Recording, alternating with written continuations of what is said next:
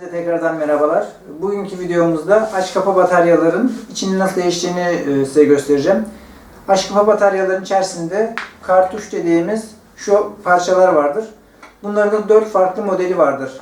35'lik, 40'lık, tırnaklı ve tırnaksız dediğimiz modelleri. Şimdi hep beraber nasıl değiştirdiğimizi videomuzu izleyerek görelim. Kartuşumuzu değiştirebilmek için öncelikle açma kapama kolunun altındaki küçük plastik parçayı çıkartıyoruz. Bu parçamızı çıkarttıktan sonra bir alyan yardımıyla başlığı tutan küçük bir tane vida vardır. Bu vidayı çıkartıyoruz. Bu vidayı çıkarttıktan sonra başlığımızı çıkartıyoruz. Başlığın altında parlak olan aynayı çıkartıyoruz. Bu aynayı çıkarttıktan sonra son bir parçamız kalıyor.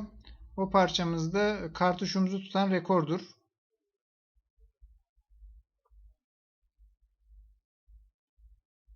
Kartuşu tutan rekoru bir anahtar yardımıyla çıkartabilirsiniz ancak.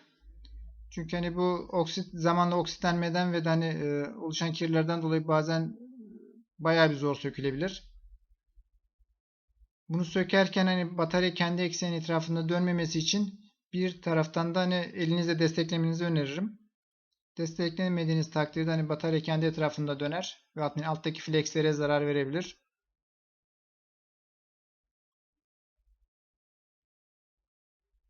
Evet, az kaldı. Rekorumuzu sökmek üzereyiz. Rekoru söktükten sonra kartuşumuza ulaşıyoruz. Tabi hani kartuş da bazen yuvaya yapışmış olabiliyor. Bunu da yine bir anahtar yardımıyla çıkartmanız gerekecektir. Aynen, bakın çıkmıyor. Bir anahtar yardımıyla kartuşumuzu yuvasından çıkartıyoruz. Modeline bakacağız.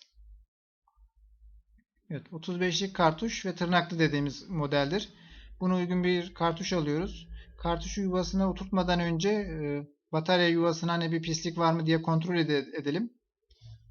Daha sonra tırnaklar batarya yuvasındaki deliklere gelecek şekilde kartuşumuzu oturtuyoruz. Kartuşumuz yuvasına oturduğundan emin olduktan sonra söktüğümüz parçaları aynı sırayla tekrar yerine monte ediyoruz. Önce kartuşu tutan rekorun montajını yapıyoruz. Yine bir anahtar yardımıyla bunu sıkıştırıyoruz ama çok fazla sıkmıyoruz. Hani çok fazla sıktığınız zaman kartuşu çatlatabilir. Daha sonra aynasını ve başlığını takarak kartuş değiştirme işlemimizi bitireceğiz.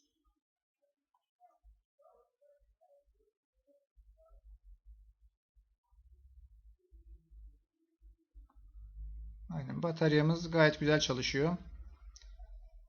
Şimdi aynasını takalım.